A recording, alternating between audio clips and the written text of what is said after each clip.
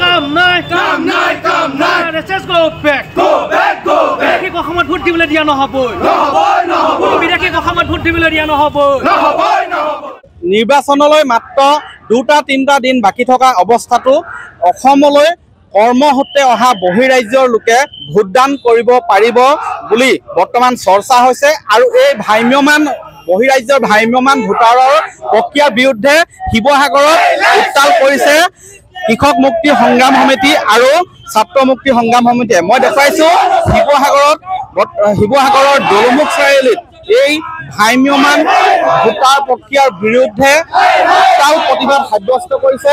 এনেধৰণৰ যি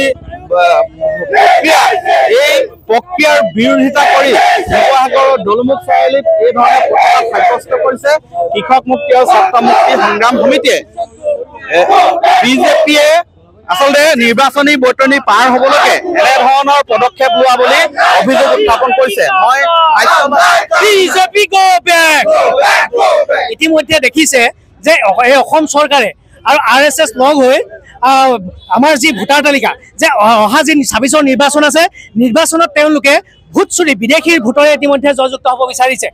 নিৰ্বাচনী বিষয়া ইতিমধ্যে অনুৰাগ গোয়েলে কৈছে যে নিৰ্বাচনৰ যি বিধায়কৰ নমিনেশ্যন দিব তাৰ দুদিনৰ আগলৈকে যিসকলে মানুহ আহিব বিদেশৰ পৰা মানুহ আনি হলেও উত্তৰ প্ৰদেশ বিহাৰ বাংলাদেশৰ পৰা মানুহ আনি হলেও তেওঁলোকে ভোটাৰ তালিকাত অন্তৰ্ভুক্তি কৰি নাম অন্তৰ্ভুক্তি ভোট দিয়াৰ ব্যৱস্থা কৰিব বিচাৰিছে।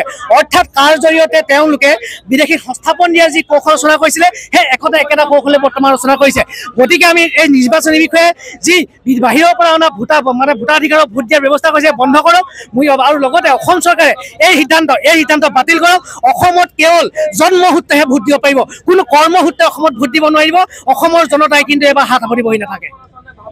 আপোনালোকৰ এই সন্দৰ্ভত আপোনালোকৰ যদিহে যি দাবী উত্থাপন কৰিছে এনেধৰণে মানি হয় নিশ্চয়কৈ কৈছো যে বিদেশীক যি তেওঁলোকে ভোট দিয়াৰ কথা কৈছে যে বিজেপি চৰকাৰখনে আচলতে তেওঁলোকে নিৰ্বাচনত জয়যুক্ত হোৱা শাসনৰ গাদী দখল কৰাৰ এটা নতুন কৌশল ৰচনা কৰিছে। কেনেবাকৈ যদি কৰ্মসূত্ৰে অসমলৈ মানুহ আনি পেলাই তেওঁলোকে ভোট দিয়াৰ ব্যৱস্থা কৰে তেনেহ'লে আমি কিন্তু ক্ষান্ত নাথাকিম। অসমৰ মানুহে 6 জনগোষ্ঠীৰ জনজাতিকৰণ বিচাৰি আছে, অসমৰ মানুহে জুবিনদাৰ ন্যায় বিচাৰি আছে।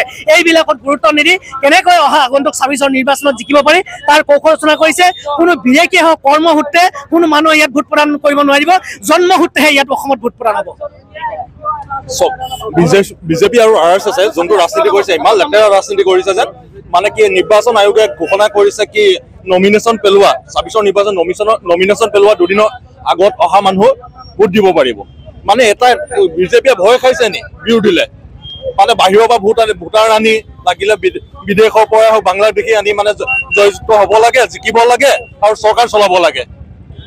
এনেধৰণে অভিযোগ উত্থাপন কৰিছে যে নিৰ্বাচনলৈ খুব কম দিন বা কম সময় থকাৰ সময়তো যদি বহিৰাজ্যৰ পৰা কৰ্মসূত্ৰে অসমলৈ কোনো লোক আহে আৰু সেই কৰ্মসূত্ৰে অহা লোকসকলে নিৰ্দিষ্ট প্ৰক্ৰিয়াৰ মাজেৰে কম দিনৰ ভিতৰতে ভোটাৰ লিষ্টত নাম সন্নিৱিষ্ট কৰি তেওঁলোকে ভোটদান কৰিব পাৰিব বুলি অভিযোগ উত্থাপিত হৈছে।